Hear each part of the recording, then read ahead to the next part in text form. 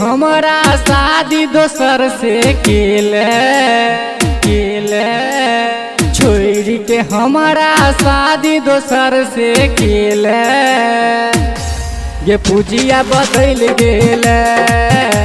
छोड़ के हमरा चल गेले छेले कमी की ये ना केले छेले कमी की ये ना केले ये छौरी बदल गेले छोड़ी के हमरा चल गेले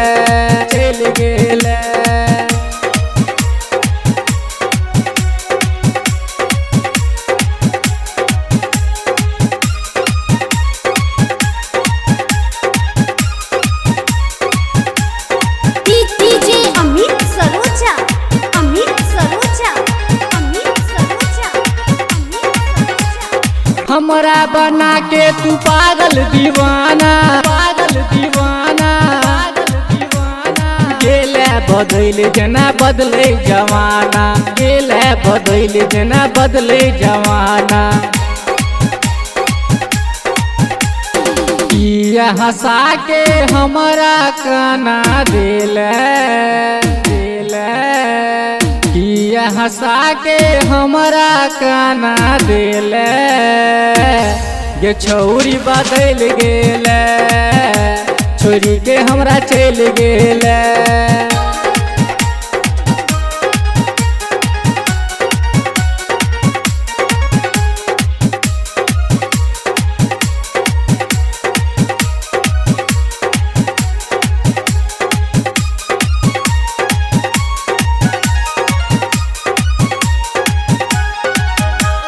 चलियो हम प्यार तोरा जी जान से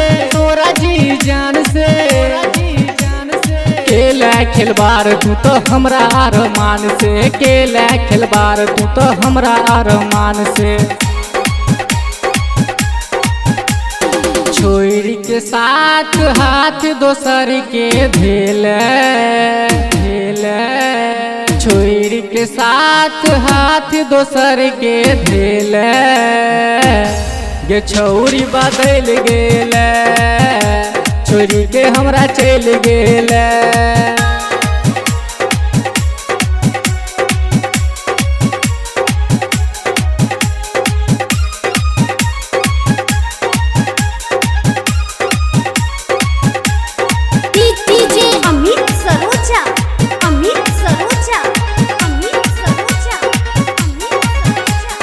याद है तो जहिया तू चले कुमार गे भागैला संगे तू चले तैयार गे भागैला संगे तू चले तैयार गे भूल गेला हमारा दीपक दीवाना के भेले मलंगिया वाला दीपक दीवाना के भेले ये पूजिया बदल गेले छोड़ी के हमरा चल गेले छेले कमी की ये ना केले छेले कमी की ये ना केले ये छौरी बदल गेले छोड़ी के हमरा चल गेले नए गायक कलाकार अपना ऑडियो वीडियो बनवाने के लिए डायरेक्ट संपर्क करें माँ कंकाली म्यूजिक सहरसा। हमारा मोबाइल नंबर है 82 98 29 59 हमारा दूसरा नंबर है 90 65 36 74 85।